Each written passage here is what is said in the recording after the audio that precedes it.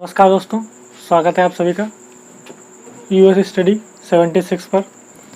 तो आज जो क्लास चलने वाली है आपकी वो चलेगी मूल विधि स्पेशल होगी, वो भी यूपीएसआई के लिए। जो यूपीएसआई का एग्ज़ाम आने वाला है उसके लिए आपको मूल विधि पढ़ाई जाएगी यहाँ पर। और मूल विधि बारीक से बारीक जो तथ्य है उसके वो आपको समझाए जाएंगे और पढ़ाए जाएंगे। तो मूल विधि में क्या होता है, ये यूपीएसआई के लिए है और यूपीएसआई में इसके लगभग 8 से 9 क्वेश्चन आते हैं मूल विधि के। तो मूल विधि एक अच्छी खासी अपनी महत्व रखती है यूपीएसआई में। तो इसी को स्टार्ट करेंगे। और मूल विधि को पढ़ने के लिए आप बिल्कुल एकदम सतर्क होकर पढ़िए, ईमानदारी से, क्योंकि आप अगर अच्छे तरीके से मूल विधि को नहीं पढ़ेंगे, तैयार नहीं कर पाएंगे, तो आपके ये जो 8-9 क्वेश्चन है ये आपके छूट जाएंगे यूपीएसआई में, जिससे कि आपको सिलेक्शन लेने में काफ़ी ज़्यादा समस्या हो सकती है। तो इसी को पढ़ेंगे। तो मूल विधि में पढ़ने के पहले सबसे पहले क्या करेंगे कि इसका सिलेबस जो है वो डिस्कस कर लेंगे। और सिलेबस को डिस्कस करने के बाद यहाँ पर देखेंगे कि मूल विधि में कि किस चीज़ से कितने क्वेश्चन यहाँ पर बन रहे हैं। तो इसका सिलेबस डिस्कस करेंगे सबसे पहले।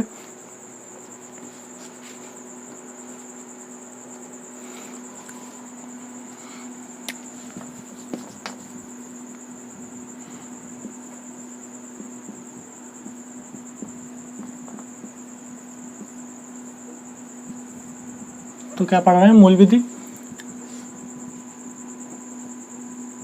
और आपको बता दें कि ये मूल विधि जो होगी ये डेली आपको यूएस स्टडी 76 पर क्लास इसकी मिलेगी। तो यहाँ पर बता दें क्लास जो आपकी होगी उसका क्लास का टाइम ड्यूरेशन आपका होगा एक क्लास का 25 से 30 मिनट का। क्लास का टाइम ड्यूरेशन आपका जो होगा 25 से 30 मिनट का डेली। और ये डेली आपको 9 AM पर आपको मिल जाएगी डेली क्लास इसकी मूल विधि की। और क्लास का टाइम ड्यूरेशन जो होगा वो होगा 25 से 30 मिनट की आपकी एक क्लास होगी। और सुबह 9 बजे आपको ये क्लास यूएस स्टडी 76 पर आपको मिल जाएगी। और ये यूपीएसआई की जो भी लोग तैयारी कर रहे हैं यूपीएसआई की, उनके लिए ये क्लास है, जो भी यूपीएसआई की तैयारी कर रहे हैं।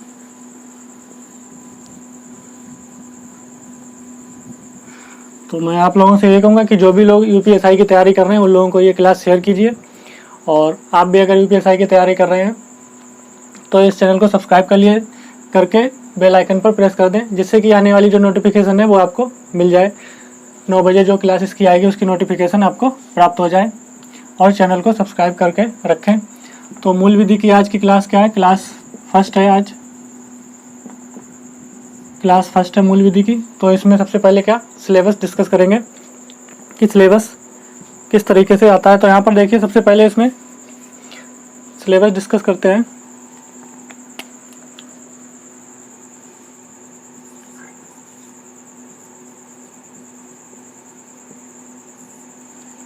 सिलेबस में इसमें क्या क्या है, सबसे पहले तो है आईपीसी मतलब कि Indian panel code, Indian panel code 1860, भारतीय दंड संहिता 1860, इंडियन पैनल कोड आईपीसी। और सेकेंड पर क्या है सीआरपीसी, सेकेंड पर सीआरपीसी यानी कि आपराधिक दंड प्रक्रिया 1973, सीआरपीसी 1973। और थर्ड क्या है आपका भारतीय साक्ष्य अधिनियम, भारतीय साक्ष्य अधिनियम।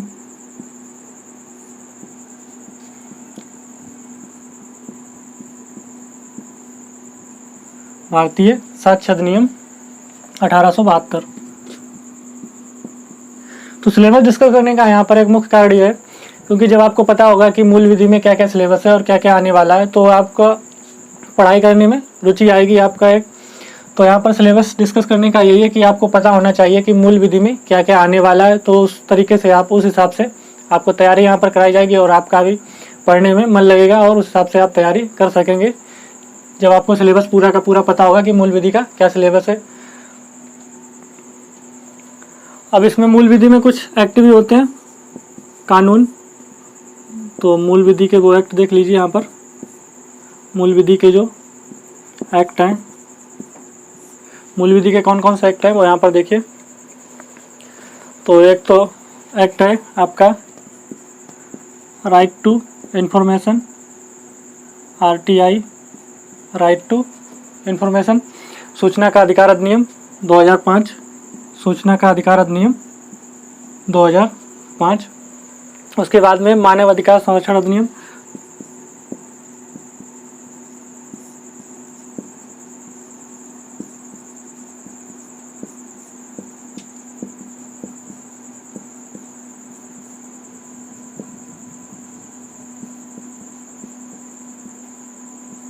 मानव अधिकार संरक्षण अधिनियम 1993,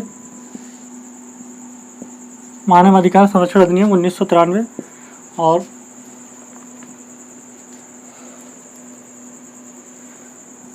SC/ST एक्ट है, SC/ST एक्ट, SC/ST एक्ट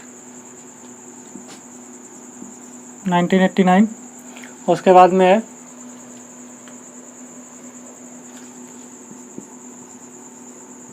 भ्रष्टाचार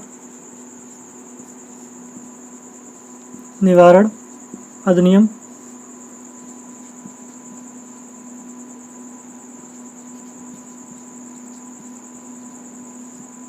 भ्रष्टाचार निवारण अधिनियम 1988, भ्रष्टाचार निवारण अधिनियम 1988। राष्ट्रीय सुरक्षा अधिनियम,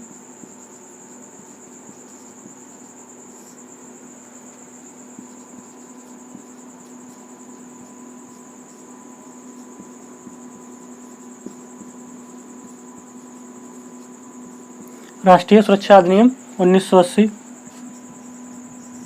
राष्ट्रीय सुरक्षा अधिनियम 1980। National security act 1980। और उसके बाद में पर्यावरण विधि, एनवायरमेंट लॉ, पर्यावरण विधि,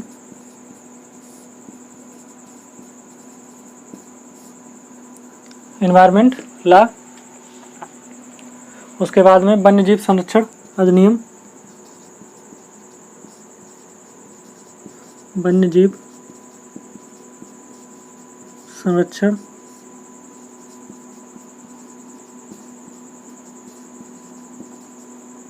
अधिनियम। उसके बाद में IT एक्ट, IT एक्ट, सूचना प्रौद्योगिकी अधिनियम। उसके बाद में है मालगुजारी एंड भू राजस्व अधिनियम, माल गुजारी एंड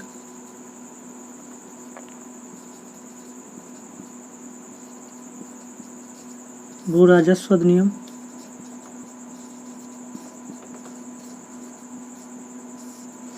माल गुजारी एंड भू राजस्व अधिनियम।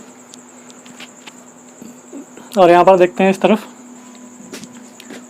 उसके बाद में है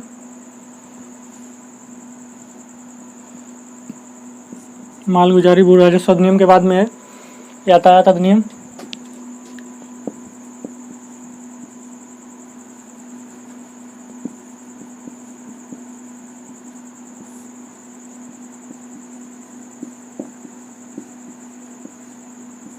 यातायात अधिनियम। उसके बाद में है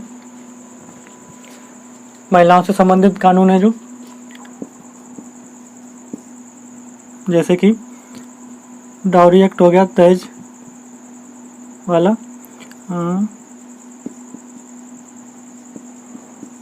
इसमें महिलाओं से संबंधित कानून जो हैं वो सारे के सारे आपको पढ़ाए जाएंगे।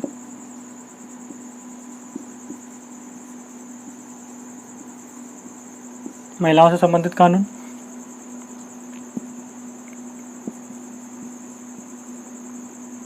महिलाओं से संबंधित कानून। और उसके बाद में न्यायिक समीक्षा, जुडिशियल रिव्यू,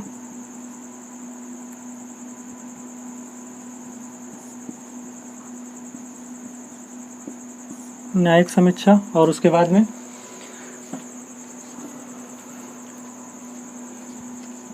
PIL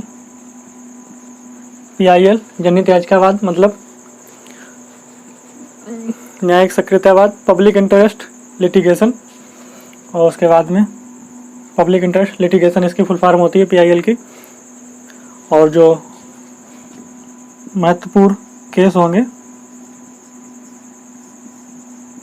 न्यायिक केस वो, और उसके बाद में आपको पढ़ाया जाएगा पुलिस एप्टीट्यूड, मतलब पुलिस के बारे में क्या किस तरीके से करना है वो भी आपको यहाँ पर बताया जाएगा। Police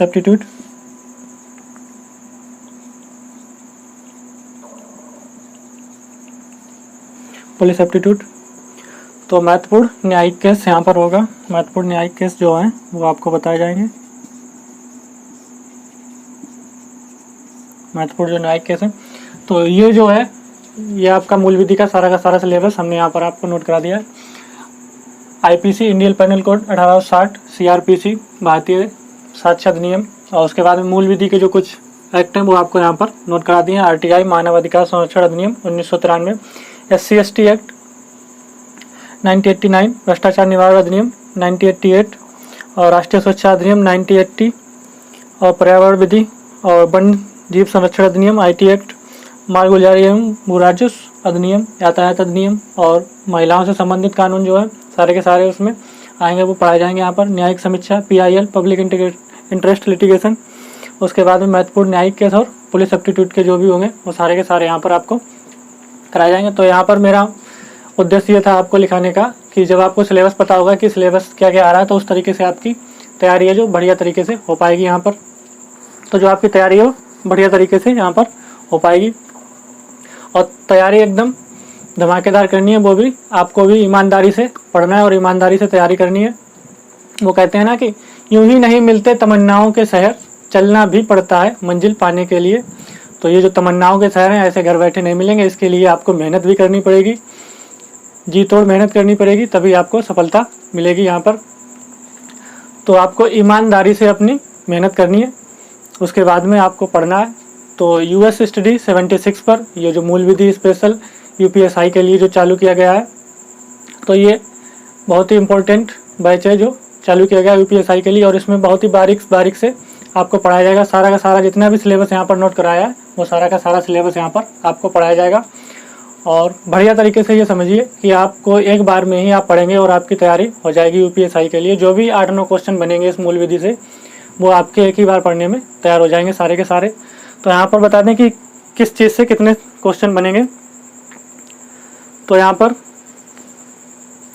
IPC Indian penal code से लगभग 3 से 4 क्वेश्चन बनते हैं, और उसके बाद में मूल विधि एक्ट इनसे 3 से 4 क्वेश्चन बनते हैं। जो भी मूल विधि के जितने भी जो एक्ट हैं अधिनियम है इनसे 3 से 4 क्वेश्चन बनते हैं, और IPC और इनसे 3 से 4 क्वेश्चन इनसे बनते हैं, 3 से 4 क्वेश्चन।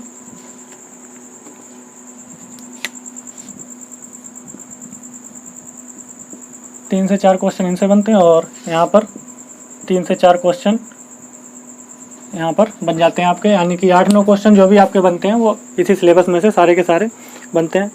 और आपको एक क्लास कराने के बाद अगली क्लास जो होगी उसमें आपको पिछली क्लास के 5 क्वेश्चन कराए जाएंगे। 5 क्वेश्चन जो होंगे पिछली क्लास के वो कराए जाएंगे, जिससे कि आपके क्वेश्चन भी तैयार होते चलेंगे साथ ही साथ में। तो जो अगली क्लास होगी उसके पहले, क्लास स्टार्ट करने से पहले आपको पिछली क्लास जो पढ़ाई गई है उसके 5 क्वेश्चन आपको कराए जाएंगे यहाँ पर।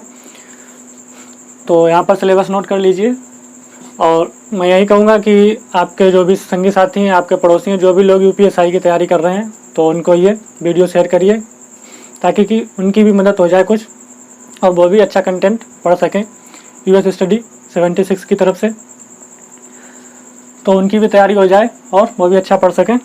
तो जो भी आपके पड़ोसी हैं, रिलेटिव हैं, सबको शेयर कीजिए वीडियो, और जिन लोगों ने अभी तक चैनल को सब्सक्राइब नहीं किया है चैनल को सब्सक्राइब भी कर लें, और बेल आइकन को प्रेस कर दें, क्योंकि जिससे कि जो वीडियो आपकी 9 बजे डेली मिलेगी उसकी नोटिफिकेशन आपको मिल जाए और आप क्लास को सावधानीपूर्वक आसानी से कर सकें। तो चलिए अब क्लास को स्टार्ट करते हैं। सिलेबस आप लोगों ने लिख लिया होगा।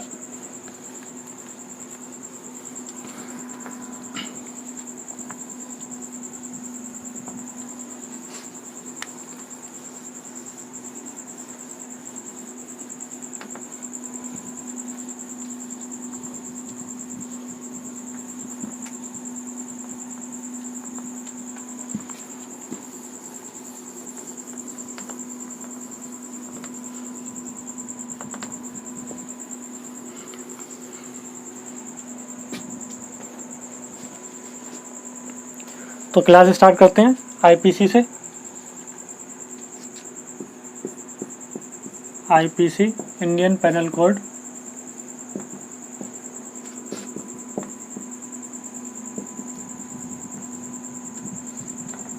Indian penal code 1860।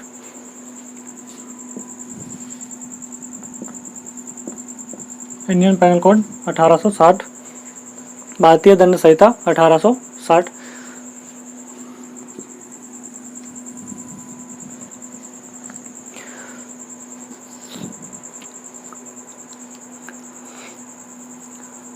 तो ये जितने भी यहाँ पर अभी हमें सिलेबस में जितने भी एक्ट और जितने भी ये लिखवाए थे, सिलेबस लिखवाया था, सारे के सारे जितने भी सिलेबस लिखवाए थे उनमें सब में अलग अलग अपनी अपनी धाराएं हैं और दंड देने के उनके अलग अलग अपने प्रावधान हैं। तो सब में अलग अलग धाराएं हैं, जितने भी अभी आपको जो सिलेबस लिखवाया, जितने भी एक्ट वगैरह हैं, सब में अपनी अलग अलग धाराएं और उसमें दंड देने का प्रावधान भी अपना अपना अलग है सभी में। तो ये इंडियन पेनल कोड भारतीय दंड संहिता 1860 क्या है, ये जो है भारतीय समाज को कानूनी रूप से व्यवस्थित रखने के लिए 1860 में बनाई गई थी। किसके द्वारा? लॉर्ड मैकाले के द्वारा। तो इसमें क्या है, इसमें टोटल चैप्टर कितने हैं आपके? तो इसमें टोटल चैप्टर जो है वो है, इसमें टोटल चैप्टर 23 हैं और सेक्शन कितने हैं टोटल? सेक्शन यानी हिंदी में कहिए धारा। तो इसमें जो सेक्शन है वो है 511। तो आईपीसी में टोटल चैप्टर आपके हैं कितने? 23 और सेक्शन जो है वो है 511। तो ये लॉर्ड मैकाले ने 1860 में, इसका 1860 नाम किस लिए पड़ा? क्योंकि इसको 1860 में बनाया गया था लॉर्ड मैकाले के द्वारा। और इसका ड्राफ्ट किसने तैयार किया था? क्वेश्चन बनता है कि इंडियन पेनल कोड का ड्राफ्ट या प्रारूप, ड्राफ्ट किसने तैयार किया था? लॉर्ड मैकाले ने ही ड्राफ्ट तैयार किया था। लॉर्ड मैकाले ने ड्राफ्ट तैयार किया था। ड्राफ्ट यानी कि प्रारूप, जैसे कि संविधान का ड्राफ्ट या प्रारूप किसने तैयार किया है? Doctor B R. अम्बेडकर ने। उसी तरीके से इंडियन पेनल कोड 1860 का प्रारूप जो तैयार किया है वो किया है लॉर्ड मैकाले ने 1860 में। 1857 की जो क्रांति हुई थी उसके 3 साल बाद ही ये इंडियन पेनल कोड का जो ड्राफ्ट था वो लॉर्ड मैकाले ने तैयार किया था यहाँ पर।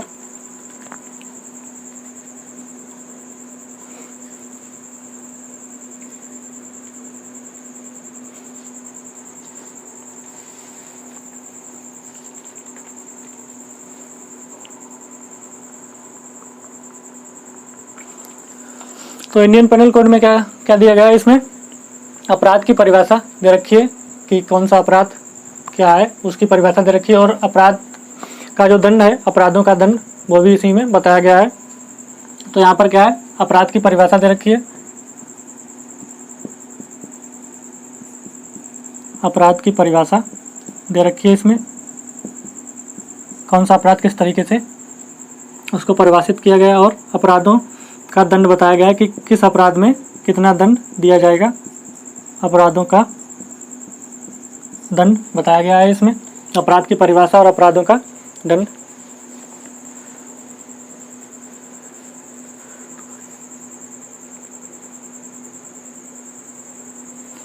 और इसमें इसको आईपीसी 1860 कहते हैं, शॉर्ट फॉर्म में इसको आईपीसी 1860 कहते हैं। और इसमें क्या है, ये लागू कब की गई थी, इसका इम्प्लीमेंटेशन कब हुआ था, इम्प्लीमेंट कब हुई थी ये, और ये लागू की गई थी 1 जनवरी 1862 में। 1 जनवरी 1862 में इसको लागू किया गया था। टोटल चैप्टर कितने हैं इसमें? 23। धाराएं कितनी है टोटल? 511। क्या बताता है ये? अपराध की परिभाषा और अपराधों का दंड इसमें किस तरीके से दिया जाएगा। और लागू की गई थी ये 1 जनवरी 1862 को। बनी कब थी? 1860 में। इसको आईपीसी 1860 भी कहते हैं शॉर्ट फॉर्म में। लागू 1 जनवरी 1862 को की गई टोटल चैप्टर 23 है इसमें।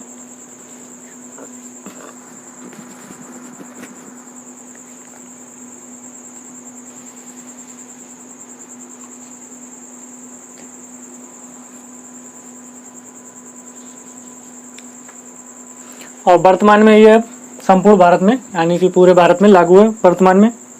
इससे पहले ये जम्मू कश्मीर में नहीं लागू थी।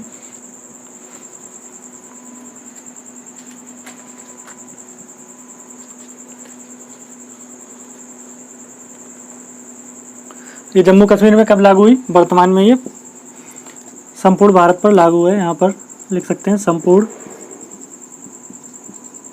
भारत में लागू है। ये संपूर्ण भारत में लागू है। ये जम्मू कश्मीर में भी कब से लागू हुई है?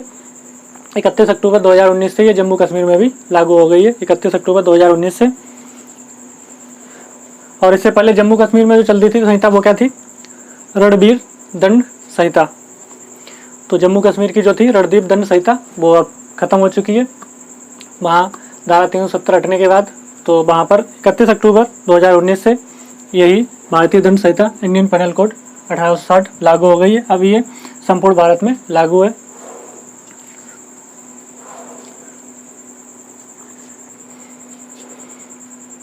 तो अब आगे बात करते हैं, इसके एक एक चैप्टर को पढ़ेंगे। जो 23 चैप्टर है, 23 के 23 चैप्टर और उनकी जो धाराएं हैं सेक्शन 511, इसमें से जो पूरी की पूरी 511 धाराएं यहाँ पर नहीं पढ़ाई जाएंगी। जो इम्पोर्टेंट धाराएं हैं वही आपको यहाँ पर पढ़ाई जाएंगी। इम्पोर्टेंट कहने का मतलब है जो पिछले पेपरों में आई हुई हैं और जो इस बार आने की संभावना है वो आपको पढ़ाई जाएंगी। इम्पोर्टेंट और 511 धाराएं काफ़ी हो जाती हैं, पढ़ने में भी समय लगेगा इसमें।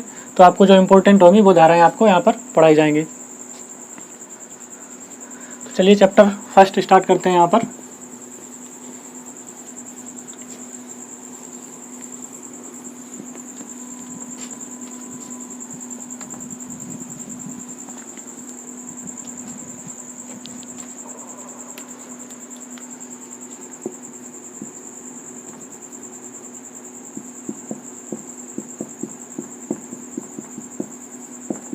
चैप्टर फर्स्ट है जो, इसमें क्या है? चैप्टर फर्स्ट किससे किस सेक्शन तक है? तो ये सेक्शन 1 से लेकर 5 तक इसमें धाराएं जो दे रखी हैं चैप्टर 1 में वो हैं 1 से लेकर 5 तक धाराएं हैं चैप्टर 1 में। और चैप्टर 1 किससे संबंधित है? प्रस्तावना, इंट्रोडक्शन। तो ये प्रस्तावना से संबंधित है या इंट्रोडक्शन से संबंधित है चैप्टर 1। और इसमें टोटल धाराएं कितनी? 1 से लेकर 5 तक धाराएं हैं चैप्टर 1 में। तो चैप्टर 1 की जो सेक्शन फर्स्ट है वो यहाँ पर देखिए।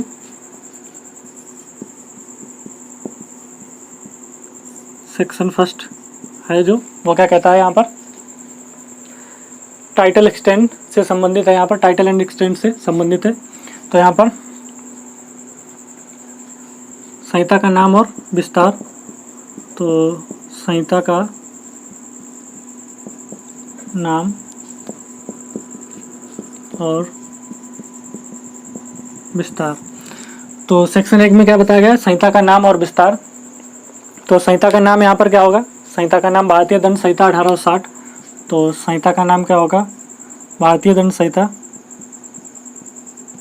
भारतीय दंड संहिता 1860 संहिता का नाम होगा। और विस्तार कहाँ पर है? अभी हमने बताया संपूर्ण भारत पर लागू है। अभी ये धारा 370 हटने के बाद जम्मू कश्मीर में भी लागू हो गई है, संपूर्ण भारत में लागू है। तो सेक्शन 1 में क्या बताया गया कि संहिता का नाम क्या होगा? संहिता का नाम भारतीय दंड संहिता 1860 होगा और विस्तार संपूर्ण भारत में लागू है या संपूर्ण देश में। जम्मू कश्मीर में पहले क्या चलती थी? रणधीर दंड संहिता, वो अब समाप्त हो चुकी है जम्मू कश्मीर से।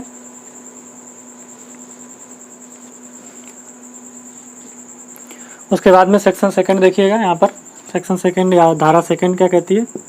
सेक्शन को ही हिंदी में धारा कहते हैं। सेक्शन सेकंड क्या कहता है? पनिशमेंट ऑफ ऑफेंस, अपराधों का दंड कहाँ पर? भारत में। भारत के भीतर किए गए अपराधों का दंड। तो यहाँ पर किससे संबंधित है? भारत के भीतर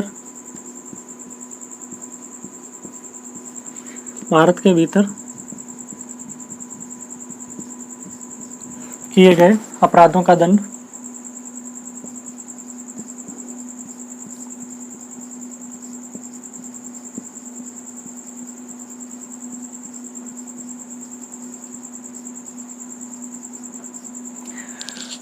भारत के भीतर किए गए अपराधों का दंड।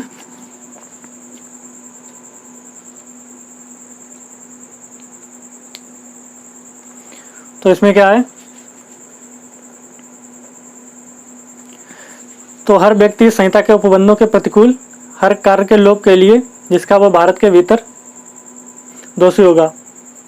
भारत के भीतर जो भी दोषी होगा वो इसी दंड संहिता के अधीन दंडनीय होगा, अन्यथा नहीं। तो भारत के भीतर जो भी दोषी होगा, भारत के भीतर जो भी दोषी पाया जाएगा या जो भी कोई भी दोष करेगा, ऑफेंस करेगा, तो वो भारतीय दंड संहिता के अधीन ही दोषी पाया जाएगा, अन्यथा उसको दोषी नहीं पाया जाएगा। तो भारतीय दंड संहिता के धाराओं के अनुसार और भारतीय दंड संहिता में जो भारतीय दंड संहिता में जो दंड है उनके अनुसार उसको दंड दिया जाएगा भारत के भीतर अगर वो दोषी पाया जाता है, अन्यथा उसको दोषी नहीं माना जाएगा। तो इसमें क्या कहा गया है? भारत के भीतर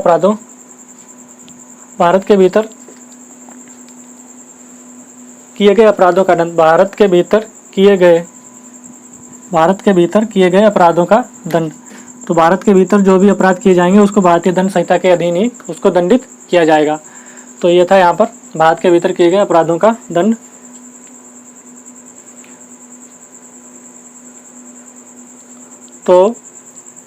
तो इससे एक केस भी संबंधित है, देख लीजिए, केस भी कभी कभी पूछ लिए जाते हैं। तो यहाँ पर क्वेश्चन कैसे बनेगा कि सेक्शन 2 या धारा 2 से कौन सा केस संबंधित हो। तो यहाँ पर एक केस बनता है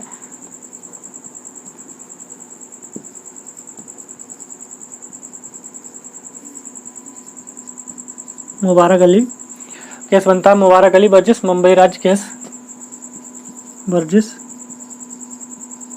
बम्बई राज्य केस। तो मुबारक अली वर्सेस बम्बई राज्य केस किससे संबंधित है? धारा 2 से संबंधित है। तो भारत के भीतर किए गए अपराधों का दंड है जो उसी से। और उसके बाद में बात करते हैं सेक्शन 3 की। यहाँ पर इसको रफ कर देते हैं। उसके बाद में बात करते हैं सेक्शन 3 की।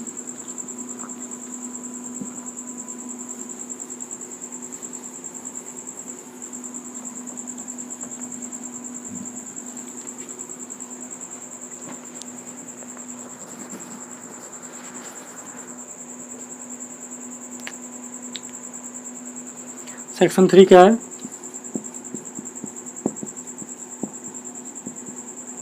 अपराधों का दंड भारत के बाहर।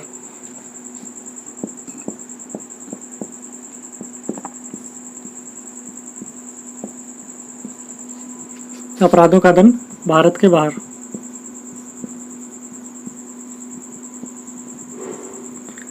अपराधों का दंड भारत के बाहर, जैसे कि भारत से बाहर किए गए किंतु उसके भीतर विधि के अनुसार विचारणीय अपराधों का दंड है। तो यहाँ पर क्या है? भारत के बाहर किए गए अपराध के लिए जो कोई व्यक्ति किसी भारतीय विधि के अनुसार विचारण का पात्र हो, भारत से बाहर किए गए किसी कार्य के लिए उसे इस संहिता के उपबंधों के अनुसार ऐसा बरता जाएगा मानो वह कार्य भारत के भीतर किया गया है। तो यहाँ पर क्या है? भारत अपराधों का दंड जो भारत के बाहर किया गया, जैसे कि भारत का कोई व्यक्ति भारत से बाहर जाकर मर्डर कर देता है। जैसे कि भारत का कोई व्यक्ति भारत से बाहर जाकर मर्डर करके भारत आ जाता है। भारत का कोई व्यक्ति भारत से बाहर जाकर कहीं पर भी मर्डर कर देता है और वहाँ से मर्डर करके भारत में वापस आ जाता है, तो उसको इंडियन पेनल कोड के अधीन ही उसको दंडित किया जाएगा। तो इसमें धारा 3 में यही बताया गया, अपराधों का दंड भारत के बाहर। कोई भारत का व्यक्ति है, किसी अन्य देश में जाकर बाहर कोई भी अपराध करके आता है या किसी का मर्डर करके आता है और भारत में वापस लौट आता है, तो उसको क्या होगा? इंडियन पेनल कोड 1860 के अधीन उसको दंडित किया जाएगा। यहाँ पर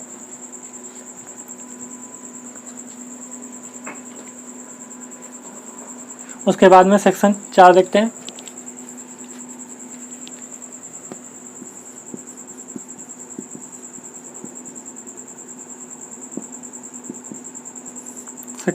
4।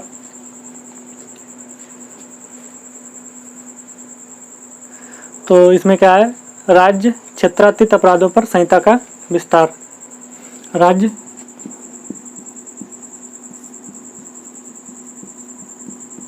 क्षेत्रातीत अपराध,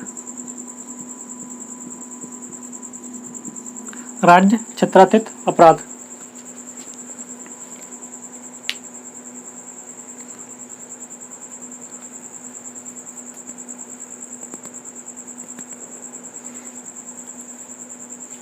जैसे कि इस संहिता के उपबंध में भारत से बाहर किसी स्थान में भारत के किसी नागरिक द्वारा और भारत में पंजीकृत किसी पोत या विमान पर, चाहे वह कहीं भी हो, किसी व्यक्ति द्वारा किए गए किसी अपराध पर भी लागू है।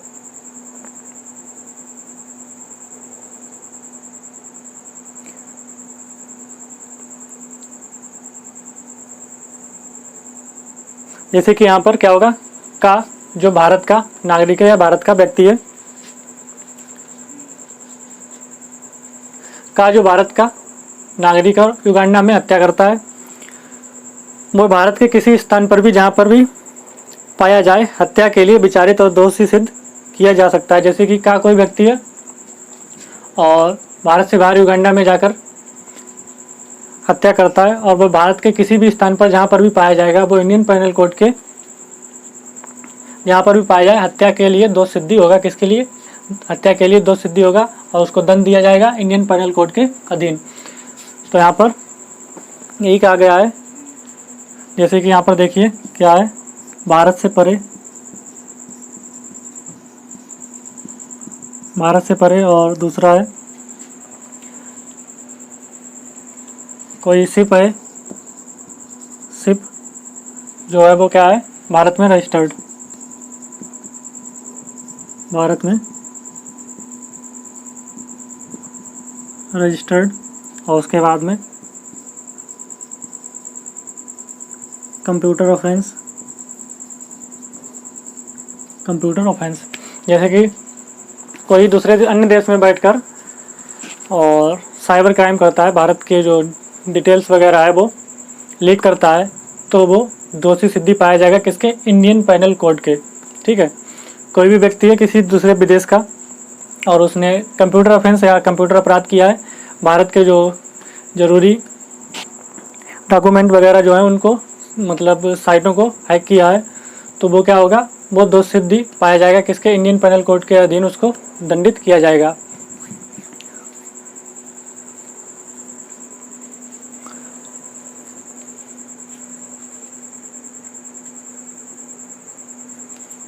और सेकंड, और सिर्फ भारत में रजिस्टर्ड, इसका मतलब क्या है? भारत में पंजीकृत किसी पोत या विमान पर, चाहे वो कहीं भी हो, भारत में पंजीकृत कोई भी पोत या विमान है, चाहे वो कहीं पर भी हो, किसी व्यक्ति द्वारा किए गए किसी अपराध पर भी लागू है। भारत में रजिस्टर्ड कोई शिप है, उस पर भी अगर कोई कहीं पर भी हो चाहे वो, तो उस पर अगर अपराध किया गया है तो उसको इंडियन पेनल कोड के अधीन उसको दंडित किया जाएगा और दोष सिद्ध किया जाएगा, उसके ऊपर दोषी माना जाएगा। वो जो भारत का जो शिप है या पोत है, उस जो भारत में रजिस्टर्ड है, उस पर अगर कोई अपराध करता है तो वो दंडित किया जाएगा, और ये शिप चाहे कहीं पर भी हो। और भारत से बाहर किसी भी स्थान में भारत के किसी नागरिक द्वारा, जैसे भारत से परे, भारत से बाहर किसी स्थान में भारत के किसी भी नागरिक के द्वारा अगर कोई भी अपराध किया जाता है तो वो भी दंडित किया जाएगा। यहाँ पर राज्य क्षेत्रातीत अपराध का यही मतलब है, भारत से परे, भारत का कोई भी नागरिक भारत से बाहर भी अगर कोई अपराध करता है किसी नागरिक के द्वारा किसी स्थान पर, तो वह भी दंडित किया जाएगा। और सेकंड क्या है, सिर्फ भारत में जो भी कोई भी रजिस्टर्ड है, चाहे कहीं पर भी हो, इस पर अगर अपराध किया गया है तो वो भी, चाहे किसी के भी द्वारा अपराध किया गया है, वो भारत के अधीन ही दंडित माना जाएगा। उसको उसके ऊपर इंडियन पेनल कोड के आधार पर ही क्या होगा, उसको दंड दिया जाएगा। और उसके बाद में कंप्यूटर ऑफेंस, किसी भी दूसरे देश में अगर कोई कंप्यूटर ऑफेंस करता है, कोई भी साइट हैक करता है, इंडिया की कोई भी जो डिटेल्स है वो हैक करता है, तो उसको भी क्या होगा, उसको भी इंडियन पेनल कोड के अधीन दंड दिया जा सकता है। और उसके बाद में बात करते हैं सेक्शन 5 पर।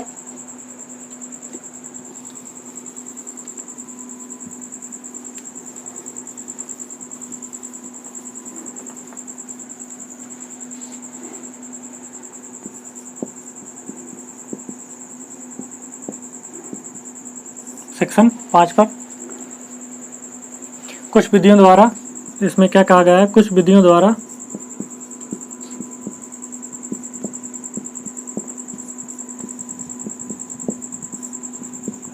आईपीसी पर प्रभाव न डाला जाना, प्रभाव न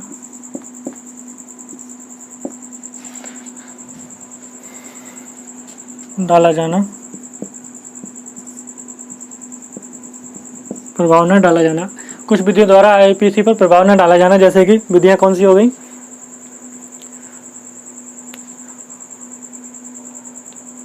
जैसे कि लोकल लॉज। देखिए यहाँ पर कौन कौन सी विधियां हो गई, जैसे कि लोकल लॉज हो गए, और क्या हो गए, स्थानीय विधि और स्पेशल लॉ वगैरह हो गए, जो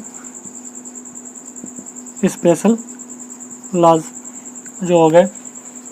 जैसे कि स्पेशल लॉ मतलब इसमें एससी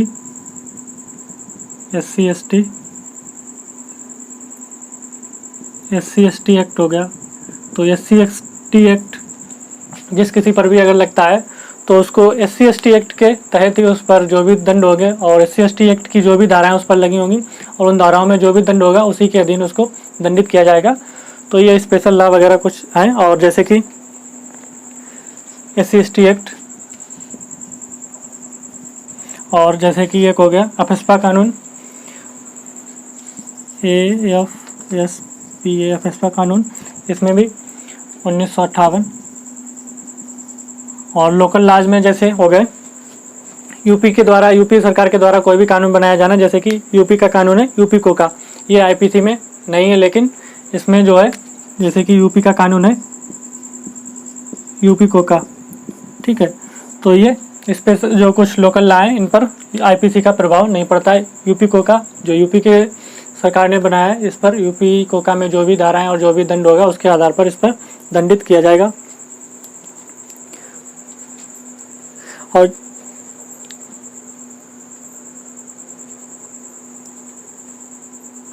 और इसमें क्या है, इस अधिनियम की कोई बात भारत सरकार की सेवा के अफसरों, सैनिकों, नौसैनिकों या वायु सैनिकों द्वारा विद्रोह और अवित्त जन को दंडित करने वाले किसी अधिनियम के उपबंधों या किसी विशेष या स्थानीय विधि के उपबंधों पर प्रभाव नहीं डालेगी। तो सैनिक, नौसैनिक और जो वायु सैनिक के जो वो हैं, विद्रोह और अवित्त जन को दंडित करने वाले किसी अधिनियम के उपबंधों या किसी विशेष या स्थानीय विधि के उपबंधों पर प्रभाव नहीं डालेगी। तो वही बात कही गई है यहाँ पर, जो कुछ स्पेशल लॉ वगैरह हैं उन पर आईपीसी प्रभाव नहीं डालेगी।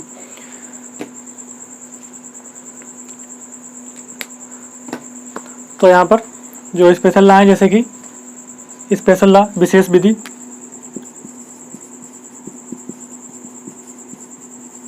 स्पेशल लॉ विशेष विधि, और लोकल स्थानीय कानून स्थानीय विधि, ठीक है। तो यहाँ पर कुछ विधियों द्वारा आईपीसी पर प्रभाव न डाला जाना। तो ये था आपका चैप्टर फर्स्ट, जो यहाँ पर आपका कंप्लीट हो चुका है, और अभी इसमें और भी चैप्टर बचे हैं। तो मैं उम्मीद करता हूँ कि यहाँ तक आप लोगों को अच्छे से समझ में आ गया होगा। और अगर आप लोगों को समझ में आ रहा है तो अपने संगी साथी, अपने मित्र या जो भी रिलेटिव हैं आप लोगों के यूपीएसआई की तैयारी कर रहे हैं, उनको ये वीडियो शेयर करिए, और चैनल को भी सब्सक्राइब कर दीजिए, सपोर्ट करिए। और चैनल को सब्सक्राइब करने के बाद बेल आइकन पर भी क्लिक कर दें, जिससे कि जो 9 बजे आपको डेली क्लास मिलेगी इसकी, वो आप तक पहुंच जाएगी। 9 बजे डेली आपको एक क्लास मिलेगी इसकी, और क्लास का ड्यूरेशन 25 से 30 मिनट का हमने बताया वो होगा। तो चलिए आज के लिए क्लास को इतना ही रखते हैं। धन्यवाद आप सभी का।